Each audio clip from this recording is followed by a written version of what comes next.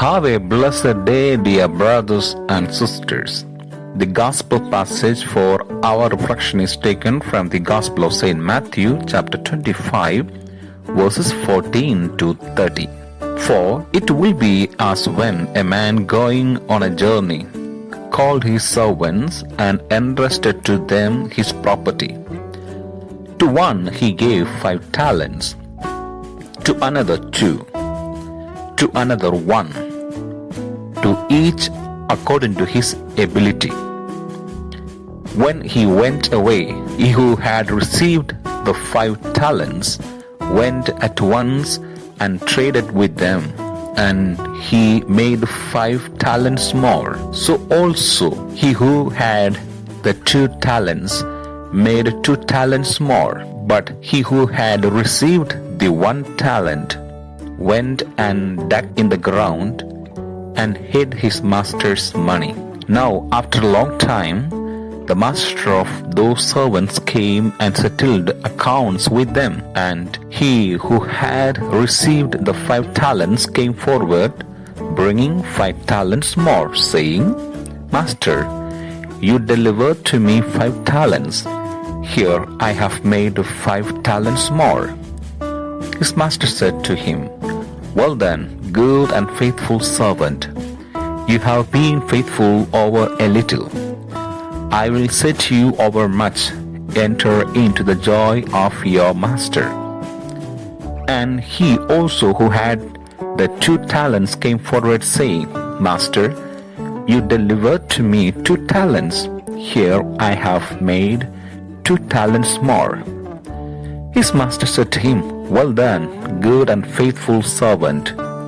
You have been faithful over a little. I will set you over much.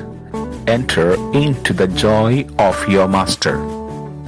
He also who had received the 1 talent came forward, saying, Master, I knew you to be a hard man, reaping where you did not sow, and gathering where you did not winnow. So I was afraid, and I went and hid your talents in the ground. Here ye have what is yours. But his master answered him, You wicked and slothful servant, you knew that I reap where I have not sowed, and gather where I have not winnowed. Then you ought to have invested my money with the bankers, and at my coming I should have received what was my own with interest. So take the talents from him and give it to him who has the 10 talents. For to everyone who has will more be given, and he will have abundance. But for him who has not, even what he has will be taken away. And cast the worthless servant into the outer darkness. There men will weep and gnash their teeth. The Gospel of the Lord. Today, the Holy Catholic Church celebrates the feast day of St. Augustine. I pray earnestly for my worshipping community of St. Augustine English Community in Nambula.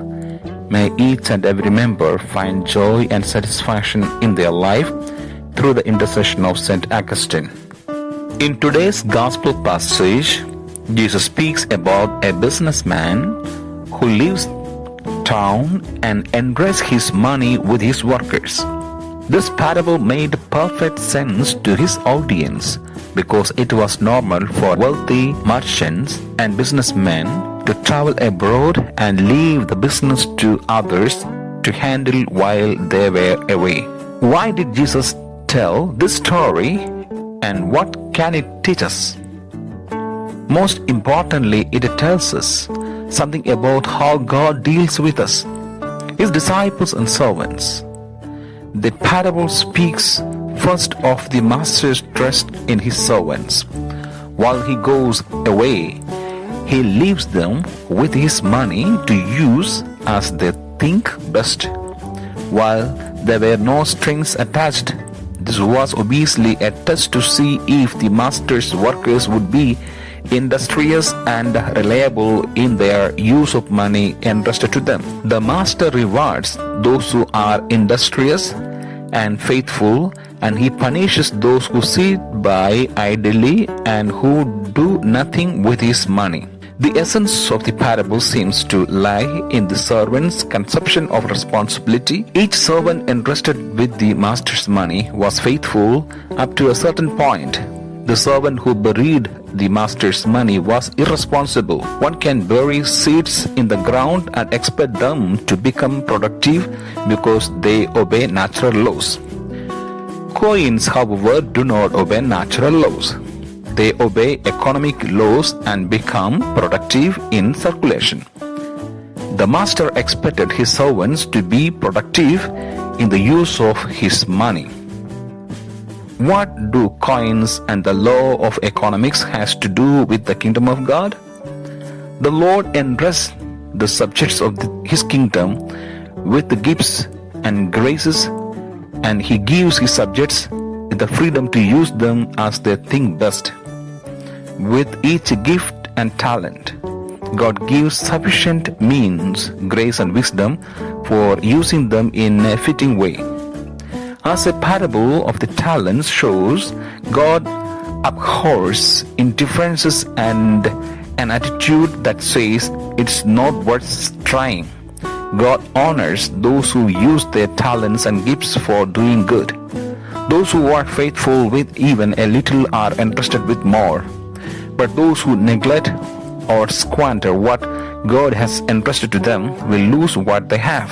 There is an important lesson here for us. No one can stand still for long in the Christian life. We either get more or we lose what we have. We either advance towards God or we slip back. Do you seek to serve God with the gifts, talents, and graces He has given to you? May Almighty God bless you. In the name of the Father, and of the Son, and of the Holy Spirit. Amen.